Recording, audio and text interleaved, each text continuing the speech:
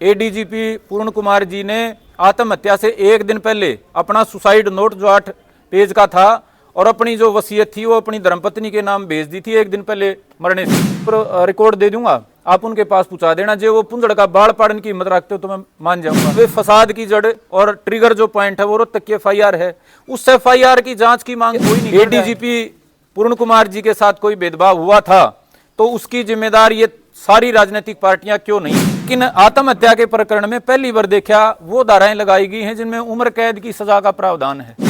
SC act क्या हो गया यार, ये तो ब्रह्मास्त्र हो गया। जाके चन्नी साहब पल्ला झाड़ रहे हैं, मान साहब, हुड्डा साहब, खट्टर साहब, चन्नी, ये अपने सैनी साहब, सब पल्ला झाड़ रहे हैं। स्वाभाविक सी बात है, पत्नी के पास अगर ये आ गई कि मेरा पति मेरे को सुसाइड नोट भेज रहा है, मरने की कह रहा है, अपनी वसीयत तक भेज रहा है, तो उन्होंने प्रदेश के मुख्यमंत्री जो साथ ही मौजूद थे 15-20 आदमियों के डेलीगेशन में, प्रदेश के मुख्यमंत्री को बताया होगा। 250 रुपया करा के रिचार्ज किसी ने माँ बेबे गाड़ दे दो, किसी ने किमें कह दो, IPS स्तर के अधिकारी को जलील कर दो। खाने वाले टाइम पे बराबर में खड़ा था यहाँ खेड़ी में, जब सब गोलियां भी चल रही थी, सब चीज़ें चल रही थी, तब भी ये लोग घरों में बैठे यहाँ फेसबुक पे ही कमेंट कर रहे थे।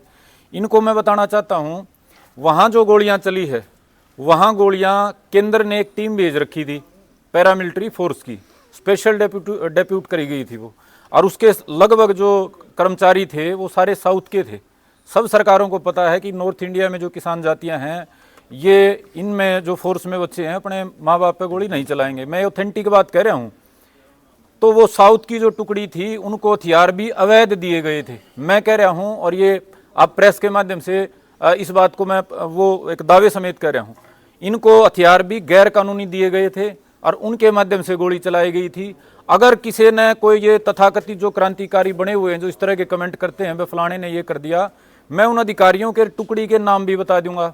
अगर किसी पर कानूनी कार्रवाई करी जाती हो या किसी पर सामाजिक जोड़ के 5-7 हज़ार लोग इकट्ठे करके उन अफसरों का घेराव कराया जाता हो तो मैं उनके सब की मैं बता दूंगा। को करने वाला तो बने करया कराया कि मैं जानता नहीं, अड़ फेसबुक पे कोई मौका लाग जाए जहर फैलाने का, IT सेला में फद्दू बात करने का, उन पर लागे रहे हैं। कोई भी SP होता है या DGP होता है, उसकी जिम्मेदारी कानून व्यवस्था कायम करने की होती है। आपके माध्यम से बताना चाहता हूं, ये तथाकथित जो किसान की आड़ लेके बहानेबाजी कर रहे हैं, सबसे ज्यादा पूरे हरियाणा में किसानों के संघर्ष में मेरे पे मुकदमे हैं। 25 मुकदमे मैं भुगत चुका हूं और मेरे साथ वालों को मिला लो तो कम से कम 35 मुकदमे कोर्ट में भुगत चुके हैं। ये जितने भी ये ऐसे ऐसे कमेंट करने वाले हैं ना, सारे के जोड़ लियो भाई। अगर हमारे बराबर हो जाए तो फिर कोई कमेंट करने का अधिकारी होगा। यार संघर्ष करने का टाइम तो सरकारां गल अपना भाईचारा बना कर दे, संघर्ष करने के टाइम पर तो 751 में गिरफ्तारी दे के हफ्ता 10 दिन जेल में काटिया कर दे, कदे लठा में नंबर आ जाए। संघर्ष करने के टाइम में तो कोई किते लुक्या करता, कोई किते लुक्या करता, कोई जेन्युइन सी बात है, उस जेन्युइन बात में बहाने टो हैं। ये मैं इसलिए कह रहा हूँ, कितनी सारी तकलीफ भुगतने के बाद भी हमारे ऊपर लाठी भी चली है, हमारे ऊपर आंसू गैस के गोले भी चले रहे, हमारे ऊपर गोली भी चली हैं और अधिकारियां ने चलाई हैं, जिनमें तय 90% जाट मेरी जाति के थे, चलाने वाले मुकदमे लगाने वाले मेरी जाति के थे। लेकिन वो सरकार की जिम्मेदारी का पालन कर रहे थे भाई, और सरकार की जिम्मेदारी का पालन करते हुए किसी ने मेरा गोली भी मार दी, लाठी मार दी, फर्जी मुकदमे भी लगा दिए, तो सरकार की जिम्मेदारी है। उसमें मनोहर लाल खट्टर, नायब सिंह सैनी, उस टाइम पे हुड्डा साहब थे, पहले चौटाला साहब थे, उनकी जिम्मेदारी थी। ये जो छोटे अधिकारी हैं इनको कठपुतली बनाकर देश का जिम्मा देवे हैं। और फिर भी मैंने शुरू में जो बात दोहराई, मैं दोहरा रहा हूं उस बात ने, ये टोटल झूठा दुष्प्रचार करके इस आदमी को बदनाम करने का, इस अधिकारी को बदनाम करने का, कैरेक्टर असैसिनेशन का काम हो रहा है। और मैं जो ये कहने वाले हैं, मैं आपको रिकॉर्ड दे दूंगा, आप उनके पास पहुंचा देना। जो वो पुंजड़ का बाढ़ पाड़न की हिम्मत रखते हो तो मैं मान जाऊंगा। यार किते समाज का खातर 5 रुपये लाने की आसंग नहीं, आंगली कटाने की आसंग नहीं, अड़ासान सा पारा 250 रुपया करा के रिचार्ज किसी ने माँ बेबे गाड़ दे दो, किसी ने किमें कह दो, IPS स्तर के अधिकारी को जलील कर दो। समाज का को आदमी प्रयास करे, उसने इतने बड़े ठेकेदार बने हैं, 302 में भाई जेड़ा में पड़े हैं आज भी, कौन का घर संभालन गया है, 5 रुपया की मदद देने गया है, कितने वकील खड़ा करने गया है, को किसान आंदोलन में किसी की टांग कट रही है, किसी कितना का नसारा लाया है। यहाँ भी फेसबुक पे सिर्फ जहर फैलाने वाले लोग हैं, और इनमें तभी अधिकांश ऐसे हैं जो वास्तव में ना तो किसान पांदे ना जाट पांदे, झूठी ID बना रहे हैं, झूठे ग्रुप बना रहे हैं। तो इनकी बातें ने जो पत्रकारिता में सभ्य समाज के खड़े हो, ताकि उनकी बातों के आधार पर दियो ओपिनियन बनाओगे तो वह जायज बात नहीं है। 2 बातें मेरी और रहेगी, तो उसके बाद मास्टर जी कहूँगे, आपका माध्यम तक कहना चाह रहा हूँ, बड़ा विनम्रता से कहना चाह रहा हूँ कि बड़े गम के हालात में हैं अमनीत कुमार जी, आदरणीय DG साहब की जो घरवाली हैं, वो बड़े गमगीन हालात में हैं लेकिन हम उनको चाहते हैं कि ये पूरा मामला खुल के सामने आए, इसलिए वो एक तथ्य को क्लियर करें। इंडिया टुडे में रिपोर्ट छपी थी इस आत्महत्या के अगले दिन के एडीजीपी पूर्ण कुमार जी ने आत्महत्या से एक दिन पहले अपना सुसाइड नोट जो 8 पेज का था और अपनी जो वसीयत थी वो अपनी धर्मपत्नी के नाम भेज दी थी एक दिन पहले मरने से, जिस समय वो हरियाणा के मुख्यमंत्री के साथ जापान में मौजूद थी।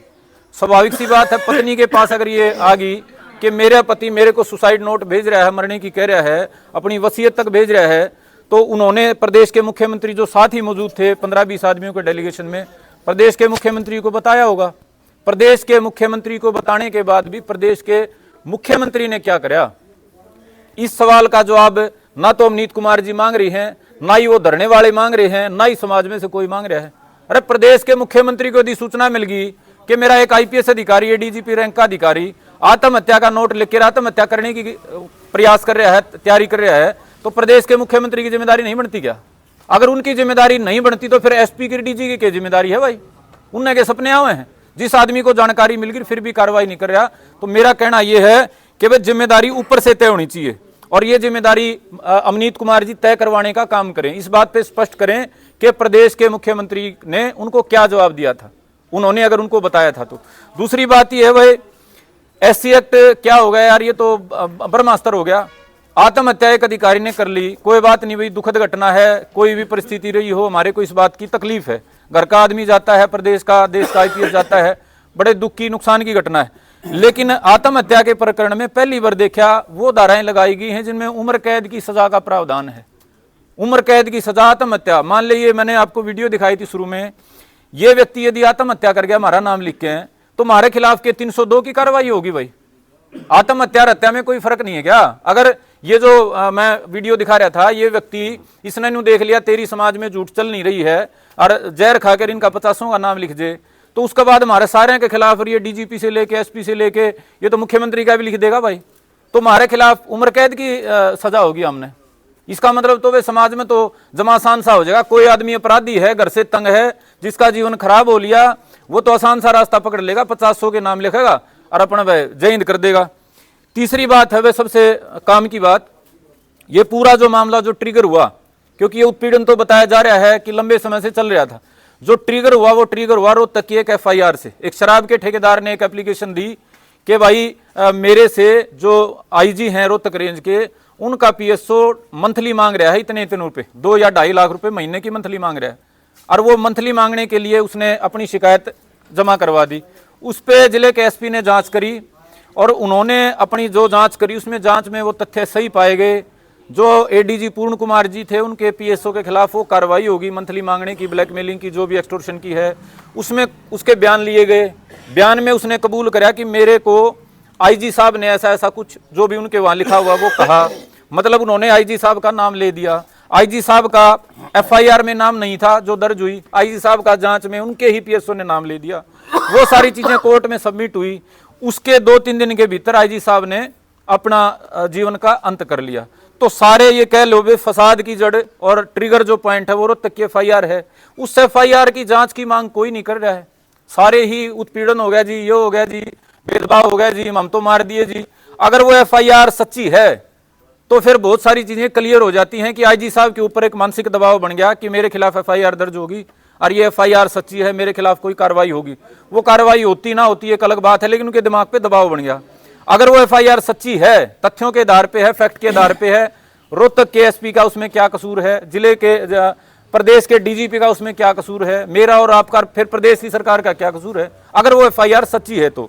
लेकिन अगर वो एफआईआर झूठी है फिर हम ये मान के चल सकते हैं कि रोहतक के एसपी ने निजी किसी दुर्भावना के कारण ये उनके ऊपर दबाव बनाने के लिए एफआईआर करी। लेकिन उस एफआईआर की जांच की तो बात करो ना, कोई जांच तो भेदभाव हो गया जी, ये हो गया जी। अगर भेदभाव की कोई बात है, इंस्टीट्यूशन में कोई डिस्क्रिमिनेशन की बात है, उसके लिए तो भाई एक बहुत बड़ी कमेटी बनेगी और वो कम से कम साल भर जांच करेगी, सैकड़ों गवाहों की जांच करेगी, तब सच्चाई सामने आएगी। क्या पता साल लग जाए उस बात में। लेकिन एफआईआर के तथ्यों की जांच करने में 72 घंटे लगने हैं। यदि प्रदेश की सरकार चाहे और यदि पीड़ित परिवार चाहे तो 72 घंटे में खुद की मर्जी के अफसर लगवा के, खुद की मर्जी के किसी जुडिशियल अफसर को वहां सुपरविजन में अपॉइंट करवा के वो जांच करवाई जा सकती है। और ये जांच मैं प्रदेश सरकार से मेरी तरफ से अनुरोध करता हूं। बहुत हाई प्रोफाइल मामला हो गया और इस मामले की आड़ लेकर के समाज विरोधी लोग और बड़े बड़े नेता कहलाने वाले लोग आत्महत्या की धमकी प्रदेश सरकार को, प्रदेश के अधिकारियों को, प्रदेश के सभ्य समाज को देने का काम कर रहे हैं। और ये तो सीधी सीधी से एक चुनौती होगी। कोई अपराधी जांच प्रक्रिया को बाधित करने के लिए, जांच प्रक्रिया को डिरेल करने के लिए, पीड़ित को डराने के लिए, हमारे गांव वाले केस में जो भाई पीड़ित हैं, अगर ये व्यक्ति इनके नाम लिख कर जहर खा गया तो जिसकी माता मर रही है, जिसके पिता मर रहे हैं, उन्हें ऊपर उम्र कैद की सजा की कार्रवाई हो जाएगी फिर तो भविष्य में। तो ये समाज इस एक मामले के माध्यम से, एक आत्महत्या के माध्यम से जिस दिशा में लेके जाने का प्रयास हो रहा है, ये स्वीकार्य दिशा नहीं है। और भाई ने सवाल पूछा था कि मान साहब ने पूछा था कि जातिगत मामला बनाया जा रहा है। इसको जातिगत बना कौन रहा है भाई? 5 दिन तो हरियाणा में पीड़ित परिवार और उनके समर्थकों को छोड़ के कोई एक आदमी बोलिया हो तो बता दो मेरे को। कोई एक आदमी बोलिया हो तो सबने दुख जाहिर करा, सबने करा साथ देंगे। वहां कौन आके बैठा? वहां पे कांग्रेस पार्टी के बड़े धुरंधर नेता आके बैठे, वहां पे पंजाब वाले आम आदमी पार्टी वाले झंडे ठाठा के बैठे, वहां वर्तमान की सरकार के बड़े बड़े झंडा बरदार तीनों पॉलिटिकल पार्टियों के बड़े नेता और बड़े से बड़ी झूठी बातें कही, तीनों ने राज कर लिया।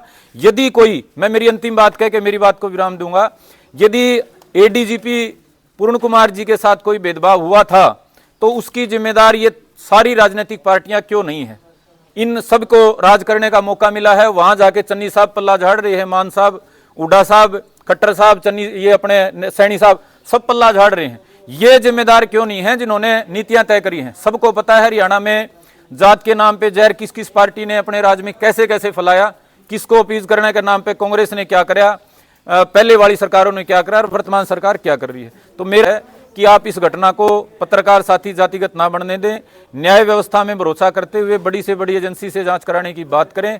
और पीड़ित परिवार से भी अनुरोध है कि वो किसी किस्म के बहकाव में आने की बजाय ये राजनीतिक जो गोटियां सेट हो रही हैं पंजाब के चुनाव के चक्कर में, इनमें ना फंसें और तटस्थ बात करें।